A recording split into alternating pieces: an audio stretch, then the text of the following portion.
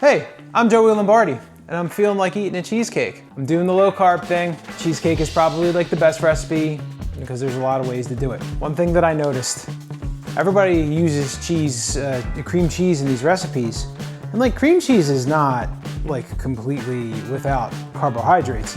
One serving of cream cheese is 2 carbohydrates, not too bad, but one of these packs is 8 servings. So that's 16 grams of carbs. You need, technically the recipes that I've been seeing usually say 24 ounces, so that's 3 servings. That's a lot of carbohydrates. I'm only using 2. So we're adjusting some recipes here. I'm gonna top it off with something interesting, which, you know, watch the video and you'll find out. Look at me clickbaiting you. Yeah. I actually did some prep, if you've watched my other videos, because other people have complained about how long they go. No. No. You need a springform pan. Not only did I set the springform pan, I oiled the bottom with some coconut oil, and then I put tin foil around it too because it's gonna go in a water bath. This is like a straight up, I'm baking this thing. This is not a no bake recipe. I have like a roast pan that I'm gonna put this thing in because I'm gonna put the water bath. I'm gonna put the springform in there like that, water bath. Let's go over the things that we're gonna need. You need 5 tablespoons of butter. You're gonna need 3/4 of a cup of your preferred alternative sweetener. I'm just using straight up allulose from Goals. You need 3 eggs, and like I said, initially a lot of the recipes call for 24 ounces of cottage or cream cheese. I'm gonna use 16 ounces. Make sure that you leave it out and it softens. I did not take them out of the box though. Like I said, make it room temperature so it is pre-softened so you can actually blend it. A lot of people use a stand mixer, but I don't have one, and I am hoping, even though my buddy Nate is gonna make fun of me. No. I have a hand mixer with a blender with a whisking attachment. I hope this thing works. Like I said, 5 tablespoons of butter, 3 eggs, 3/4 cup of your sweetener, 3/4 cup of sour cream, 1.5 tablespoons of vanilla. That's the recipe. There's gonna be an ingredient. You could do what you want with toppings at the end, right? Some people put fruit, some people do other things. I'm gonna do something with chocolate. So I would recommend that you have a bag of sugar-free chocolate chips, but we're gonna get to that in a second. Well, we'll see. This is a good intersect point to also say preheat your oven to 300 degrees. You will be baking this for anywhere from 70 to 90 minutes.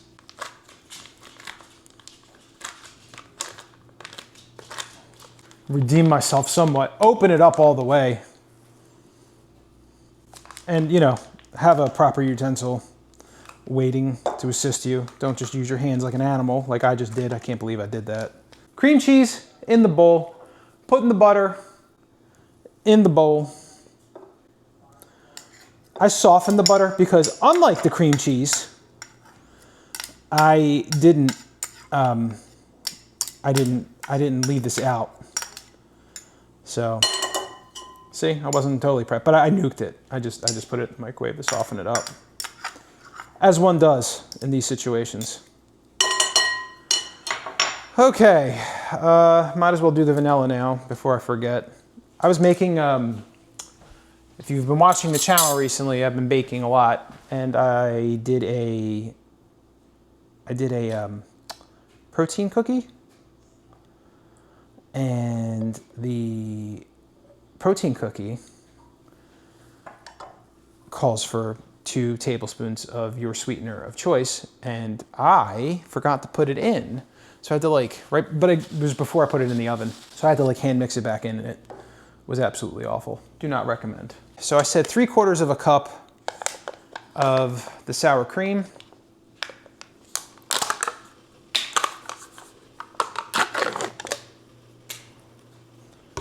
Kind of eyeballing it. Yeah, that's about right. Yeah. And the sweetener. I've been using a lot of allulose lately, which is funny because I'm really confused about allulose because I don't like the way that they're kind of like, yeah, it's not carbs, but it's kind of carbs. I don't know. I've been using it. It's been fine. I haven't been gaining any weight, so. Okay, that's good enough. Like I said, I didn't want to use a full cup, So this is more than half, but less than 3/4, which is kind of where I want it to be. There we go. I'm gonna do a little bit of hand mixing before I use the electronic hand blender. This is a little bit more malleable than I was anticipating. And unlike previous recipes, watchers, I have an adequately sized bowl, which makes all of the difference in the world. Let's use the thingy. Let's see if it sucks. I haven't had a lot of luck with, oh, the eggs. Forgot the eggs. I'm winning. The technique that I've been using lately is just cracking it on the tabletop. It works really good. Made a liar out of me because I did get a little drippage there. 3 eggs, I'm sure, I know I said it, but 3 eggs. Egg goes a long way. I really hope this turns out well, because I had this like great idea for the topping, and I'm like, it came out of the failed brownie recipe, so I'm like praying. I'm like, oh, I think I could use it the right way this time.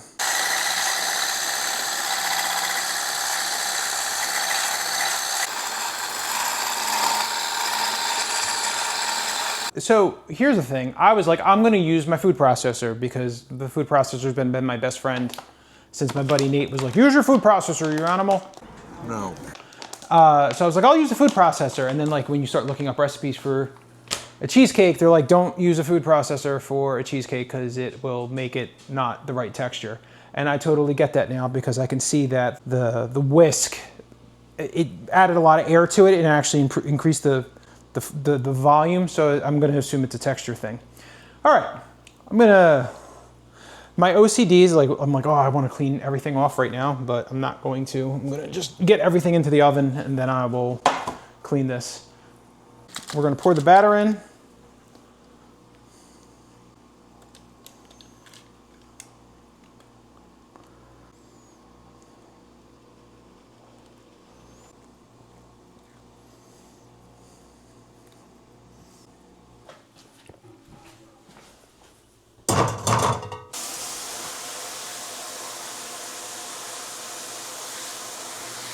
Here's the deal with the spring form. You're supposed to put boiling water in. I'm using an electric tea kettle, which is at 212, which is technically not boiling, but whatever. I'm just gonna put it up to like about a 1/2 inch in the pan. Okay, water's in. Again, this is gonna go in the oven for 70 to 90 minutes. I'm gonna clean this mess up. I will revisit this. Once this goes in, this might be a multi-day affair. Once this comes out of the oven and hopefully everything's cool, then it's got to sit in the refrigerator for 4 hours at a minimum. Really should be overnight, but I need to let it set for at least 4 hours before I put the topping on. So, yeah, whatever.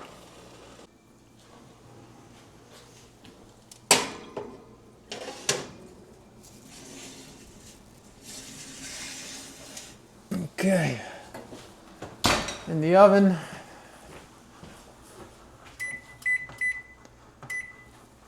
Set the timer for 70 minutes. Let's see how the hell this thing turns out. This dog has been a menace today. I don't know if you can see him. An absolute effing menace. Just stealing food.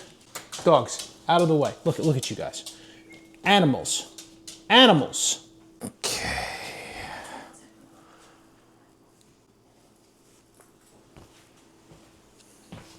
It's got a little bit of jiggle in the middle. Little bit of jiggle. We're gonna let this cool for a few hours. I'm gonna let it sit on the countertop for, I don't know, probably 20 minutes, and I'm gonna put it in the refrigerator for at least 4 hours. Depending on how I feel tonight, I might start the topping that I wanna do. If not, I'll do it tomorrow when this is gonna be edible. So this is a multi-day affair. So there you go, cheesecake. Because you know, I'm not like a professional chef that like, oh, I just happen to have one in the refrigerator ready. This is the one. Because I don't really want to have 2 cheesecakes in the house that I would be tempted to eat. Let's take the cheesecake out. It's been in the refrigerator. I let it sit and cool for like, I don't know, an hour and a half. I mean, I let it sit on the countertop for about an hour. Then I put it in the refrigerator. It's been in there for only an hour and a half. And again, I'm not going to touch it tonight. But what I'm going to do is we're going to make a chocolate topping and put it on top of the cheesecake. There's the cheesecake. Doesn't it look nice? Looks nice. I got some Goldilocks pans. Replaced some crappy ones that we had. So that's about right. I'm gonna put this on the small boiler, small burner. Bring this guy down. Gonna get some chocolate chips. Get a bag, spare bag ready.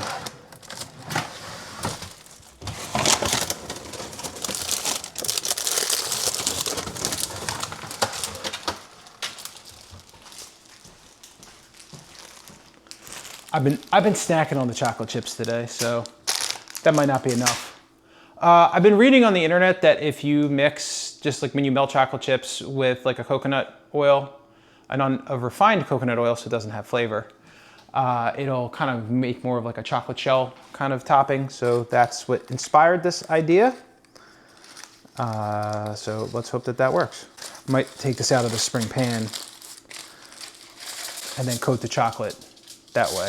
It's starting to separate from the edges. If you're gonna beautify it with chocolate, now's the time, in my opinion.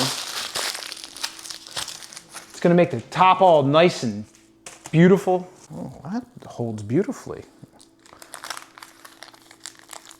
I'm gonna leave the wax paper, or the parchment paper. Oh look, got a little leaving on the side.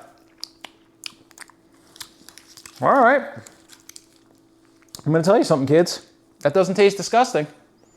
That is a relief. So, because I messed with all the measurements, it's not overly sweet, but I like it. I like it that way. I don't want anything super sweet. That's a relief. That's quite good, actually. Let's get that coconut oil out. I think I have like a fat coconut oil, it's like a rendered fat. See, I got this one kind of more like a fat. I like this one. I have like a glass one that I could put on top too, but it's probably more than a teaspoon. That is more than a teaspoon. Need a mixer. You know what? Use this instead. You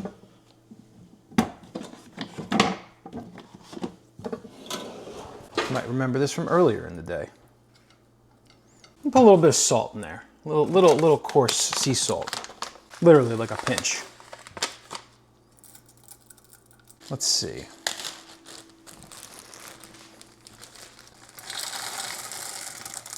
Definitely want more chocolate chips.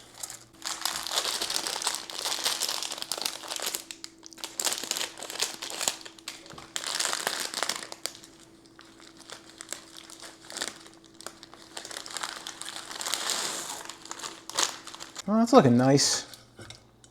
Already. Like what I'm seeing.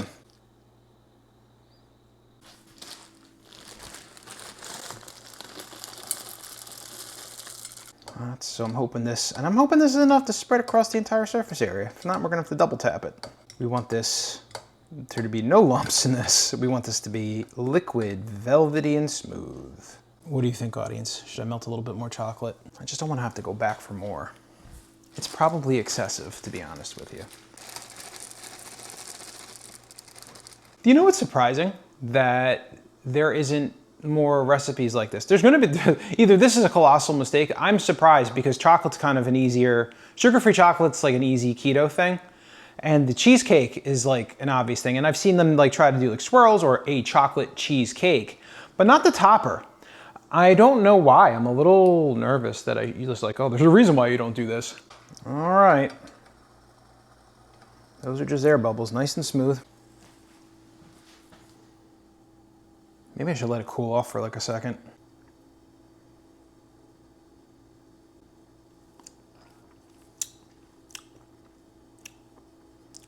Yeah, that's all right, it's not too hot.